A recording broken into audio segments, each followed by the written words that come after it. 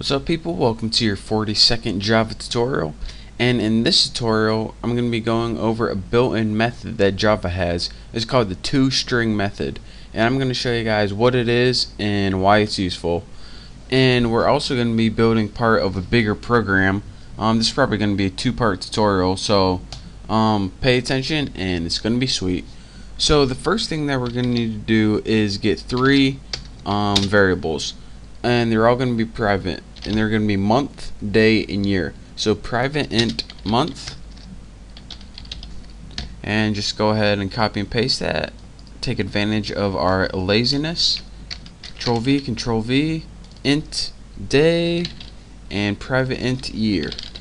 So now we have three variables right there. So let's go ahead and do something with them. The first thing that we're going to want to do is build this PopPy. Again, you can see in my PopPy class. So I'm going to build the PopPy constructor. So go ahead, public, and just go PopPy. And it's going to take three arguments. It's going to take int m for month, int d for day, and int y for year. Again, you can name these anything you want, not important. But remember to set your variables, which were your private variables, like month, equal to whatever you corresponding letter. I just put M, D, and Y for obvious reasons. So that private day variable is going to be set to whatever we pass in for D, and that private Y is going to be set to whatever we passed in for Y. So now we got our constructor, but we want our constructor to do one more thing. We want it to print out a string. So, and we just want it to print out so we can know that our constructor worked or didn't work.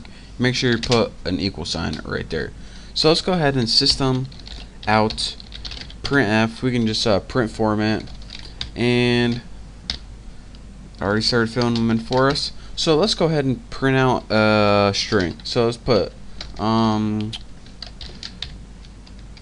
on, Haas. Let's put the constructor.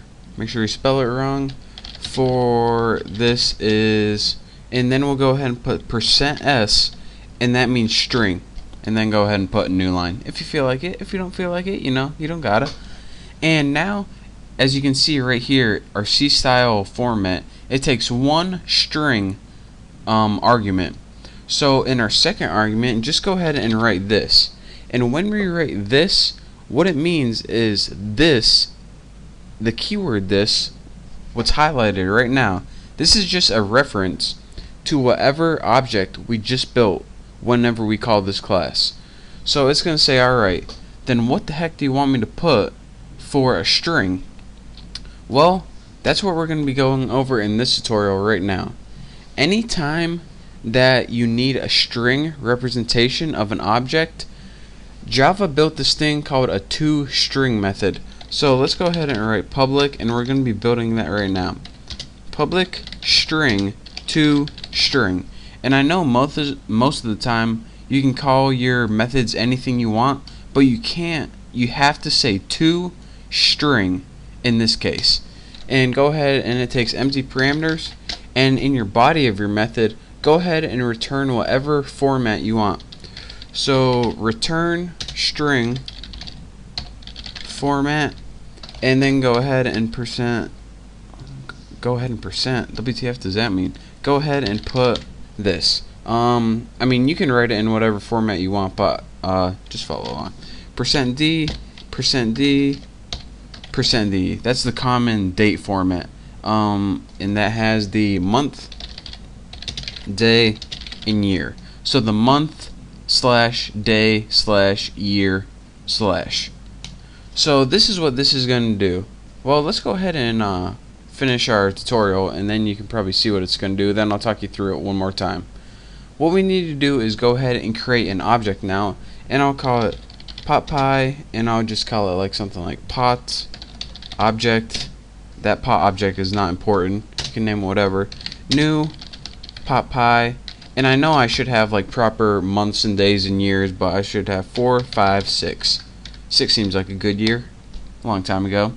So now that we go ahead and create this object, we should get a nice little string at the end if I didn't mess anything up. and it says the constructor for this is 456. So now let me take you guys through exactly what I did. What I did is create an object using the parameters 4, 5, 6. So let's go ahead and look what happened when I created that object. It said, alright, since the first thing I'm going to do is this constructor, I'm going to pass the parameters 4, 5, and 6. And for month was equal to 4, day was equal to 5, and year was equal to 6. What the constructor also did is say, alright, every time I create an object, I want you to print out this string. But we had in the string variable, instead of an actual string, we had a reference to an object. And anytime you reference an object and it needs something in the string format, it looks to this method right here. What this method says is anytime you need a string representation of this object, you look to me. I'm toString, I'm built in Java, that's what I'm for. So that's why it outputted this right here. The constructor for this is 456. This is where that format 456 comes from right here. And in the next tutorial, if this seems kind of confusing, I'll show you guys a useful way why toString is actually used, and not only, you know, it might be a little confusing to understand. I mean, this is just an example, it doesn't really do anything, but in the next tutorial I'll show you guys like one example where we would actually need it and use it. But for now, hopefully you get the main idea. Again, the key points is the probably two things you're going to be confused upon is this. I mean, what's highlighted right now. Anytime you use that keyword, this, it's a reference to the current object. So it's going to say, alright, just reference the current object. So it implies that it needs a string. So since it needs a string, it says, alright, I need a string here. It says, oh, I see. That's why it gave me this toString method. So anytime I need a string, I know where to look. So, makes sense. And if it doesn't, it will in the next tutorial. But for now, thank you guys for watching. Hopefully you understand the basics of a toString method. And don't forget to name it toString. That's very important. So again, thank you guys for watching, and I'll see you next tutorial.